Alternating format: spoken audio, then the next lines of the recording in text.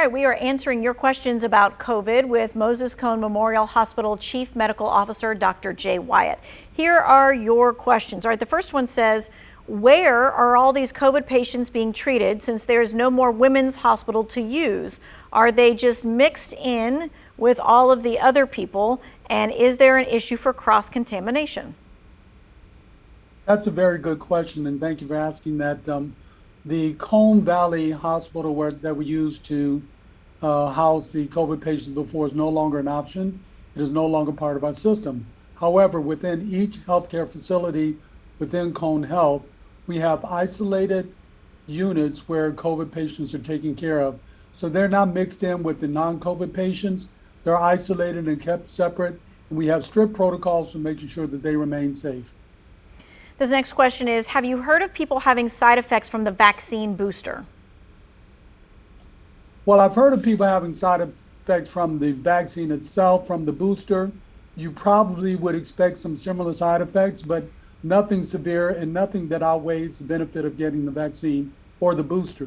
Now, the booster is now only recommended for immunocompromised patients or people. When it becomes more available, you probably would expect to have similar side effects that you have with the initial vaccination. Mm-hmm. And so this is a follow-up question. This person says, is there any information about the J&J yet regarding a booster? I have not heard of anything about J&J yet. Mm-hmm. Okay. This person says, my child is too young to get vaccinated, but tested positive recently.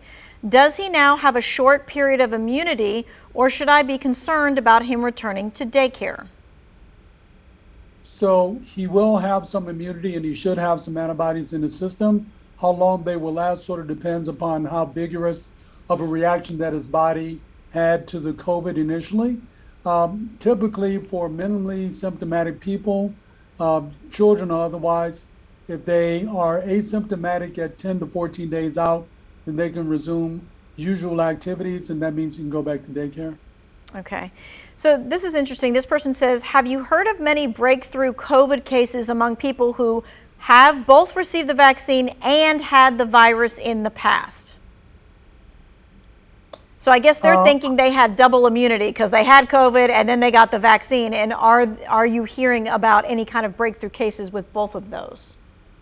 I have not specifically heard of that particular scenario, but I'm sure that it has happened, because I do know that a number of people who have been vaccinated also had COVID before. So the likelihood that someone in that category was infected with COVID once again, it's probably pretty high. That being said, I don't think that they have had significant disease or hospitalized or had to go to the ICU. Mm-hmm. All right, so this person is saying, what over-the-counter meds could you take if you have mild symptoms of COVID and you're staying at home? Should you take just the usual cold-type medicines for cough? Yes, there's nothing over-the-counter that specifically addresses the virus itself. So over-the-counter medications to treat your symptoms for a cold or the flu would be adequate. Mm-hmm. And taking Tylenol and that kind of thing, and that is safe to do that? Absolutely, you should do that, especially if you're feeling badly. If those do not control your symptoms and you continue to get worse, that's when you may seek a provider or urgent care or emergency room help. Mm-hmm. Okay. So this person says, will the vaccine still work if taken within the couple of days of getting COVID? Well, I guess that happened coincidentally in that someone got the vaccine and then they subsequently developed symptoms. It still should help you build immunity to the virus. You would have to have antibody levels checked afterwards to sort of know for sure, but it should provide that same immunity if you get COVID within a few days of getting vaccinated. Mm-hmm. This person says, I personally know a family recently that all began showing symptoms at the same time. Only one tested positive for COVID. The other two tested negative, both rapid and PCR, multiple times, until about 6 to 8 days after their symptoms happened. Why would this happen? I guess they're asking, why did it take so long, so very different when they're all in the same household? So if one person in a household tests positive and all the other members of the family continue to have symptoms, I would presume that they likely have COVID also, and I would treat it that way. The reasons why these other tests may have come back negative may be the testing technique. I'm not quite sure. Sometimes it takes a while for the viral load in other people to get to the point where they will trigger a test to be positive. But if they're symptomatic with the same symptoms, I would presume they're likely COVID positive.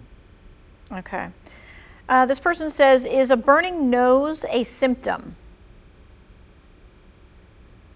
Is that a runny nose or burning nose? Burning. Not typically, but sneezing, runny nose, other cold-like symptoms can be symptoms of COVID. If there's any suspicion, it's easy enough at a lot of the pharmacies to get tested. Okay, this next one is one that we've gotten several times, and they're saying, how does the COVID vaccine affect your menstrual cycle and your reproductive system? It is not supposed to affect your menstrual cycle, and it is not contraindicated in women of childbearing ages. So it should be safe in those scenarios.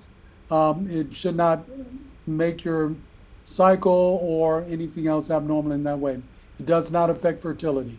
It does not affect fertility. Okay. We're going to take a quick break. We do have more of your text questions. You continue to text us your questions, getting your answers in real time. We'll be back in just a few moments.